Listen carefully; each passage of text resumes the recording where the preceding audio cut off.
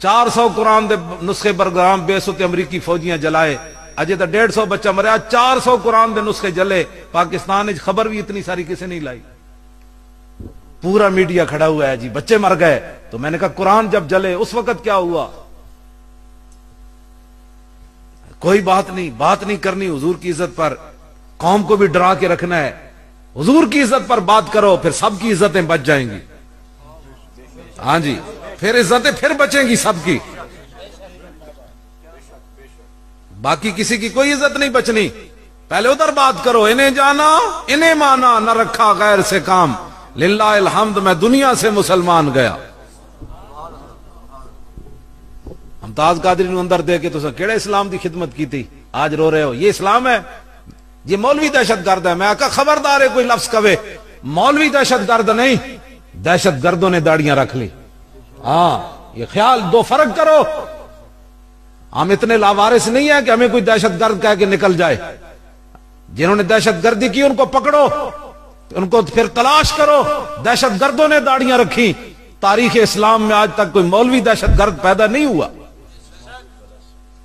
جو اٹھتا ہے کوئی داڑھی کے خلاف باتیں کرتا ہے، کوئی مولویوں کے خلاف باتیں کرتا ہے، پکڑو جنہوں نے کی ہیں۔ لیکن کسی کو حق ہم یہ نہیں دے سکتے کہ اس بہانے وہ کہے جی پاکستان کا نام بدل دو، عوامی جمہوریہ رکھ دو۔ تمہارے باپ نے پاکستان بنایا، پاکستان جنہوں نے بنایا اس کا نام یہی رہے گا قیامت تک، اسلامی جمہوریہ۔ عوامی جمہوریہ یہ نہیں ہو سکتا، عوامی جمہوریہ چین ہو سکتا ہے، روس ہو سکتا ہے، جناب یورپ کے اندر ملک ہو سکتے ہیں، یہاں محمد عربی کے غلاموں نے خون دیا، یہ قیامت تک اسلامی جمہوریہ ہی رہے گا۔ باتیں کرتے ہیں تو ساتھ اسلام نے دیتا کہ ساڑھے فقیرہ نے پاکستان بنایا۔ پیر جماعت علی شاہ صاحب نال کھڑے ہوئے قائد اعظم دے، محدث کچوچوی نال کھڑے ہوئے، سید نعیم الدین مراد آبادی نال کھڑے ہوئے، بڑے بڑے ساڑھے فقیر نال کھڑے ہوئے، ایویں تھوڑا پاکستان بن گیا۔ پھر پاکستان عاشقان مصطفیٰ نے بنایا۔ قائد اعظم محمد علی جناح ایک غازی علم الدین کا مقدمہ لڑنے کے لیے 14 جولائی 1929 بمبئی سے چل کر لاہور آئے۔ اقبال نے بلایا، انہیں کہا عاشق رسول کا مقدمہ لڑو۔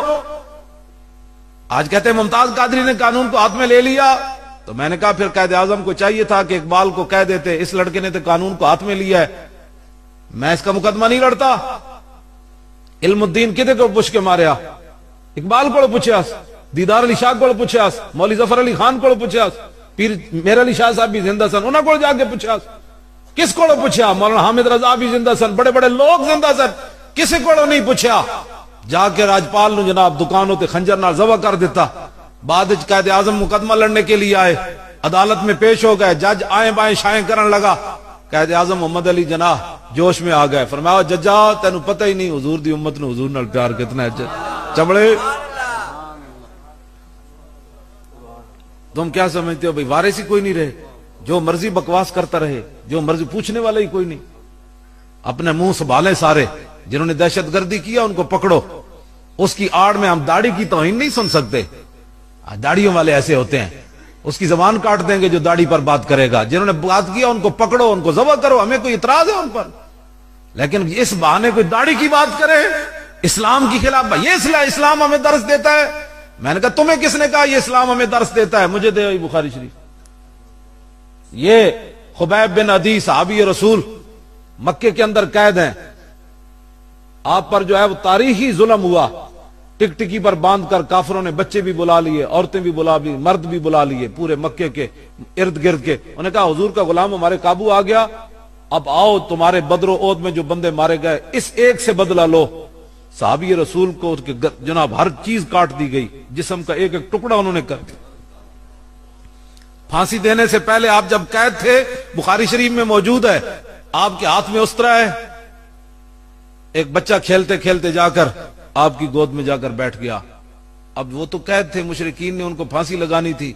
اب جب انہوں نے دیکھا کہ بچہ گود پر بیٹھا ہے، ہاتھ میں استرا ہے، وہ سارے چیخ اٹھے، انہوں نے کہا کہ یہ تو اب بچے کو یا ذبح کر دے گا، اپنی جان چھڑا لے گا، یا بچے کو مار دے گا، بھئی میں نے تو مرنا ہے۔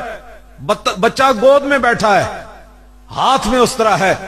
جب لوگوں نے چیخیں مارنی شروع کر دی، خبیب بن عدی نے فرمایا تمہیں کیا ہو گیا؟ نے کہا جی ہم تو اپنے بچے سے ڈر رہے ہیں کہ آپ اس کو کہیں قتل نہ کر دیں، ہم نے تو آپ کو پھانسی لگانی۔ آپ نے فرمایا پاگل ہو، ہمارے آقا و مولا نے ہمیں ایسی تعلیم نہیں دی، کیا کر رہے ہو تم؟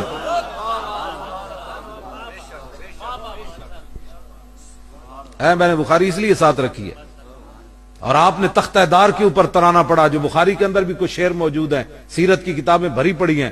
لقد جمع الاحزاب حولی وَأَلَبُّوا قبائلهم واستجمعوا كل مجمعی وكلهم مبدل العداوة جاهد علی لأنی فی وساکم بمدیعی وقد جمعوا ابناءهم ونساءهم وقربت من جزء طویل ممنعی فلست بمبدل للعدو تخشعا ولا جزعا انی الی اللہ مرجعی فقد بدعوا لحمی وقد یاسمت میں. یا اللہ انہاں تو میرا گوشت بھی کٹ دیتا، زندہ رہن دی امید بھی مک گئی، لیکن فلست بالی حین اقتل مسلما علی ای جنب کان للہ مسرعی. آپ نے تختہ دار اتے ترانہ پڑھیا، فرمایا کافروں میرا جسم کاٹ کر تم کیا محسوس کر رہے ہو کہ ہم نے اس کو برباد کر دیا؟ مجھے اس بات کی کوئی پرواہ نہیں، اس لیے کہ میں دنیا سے حضور کا غلام جا رہا ہوں. وذالک فی ذات الالہ وان یشاء یبارک علی صالح شلو ممزع. تم نے میرا جسم کاٹ دیا، لیکن یاد رکھنا جس رب کے راستے پہ میں جان دے رہا ہوں وہ قادر ہے کہ میرے کٹے ہوئے جسم کو پھر جوڑ دے گا. آپ نے تختہ دار کے اوپر یہ ترانہ پڑھا اور گود میں بیٹھے ہوئے بچے کو ان کے سپرد کر دیا. فرمایا نہیں ہمیں تو یہ تعلیم ہی نہیں دے گی. آپ کیا بچے کو میں مار کر اپنی جان بچاؤں گا؟ لے جاؤ اس بچے کو. اسلام پڑھا نہیں ہے تو پھر اسلام پڑھو.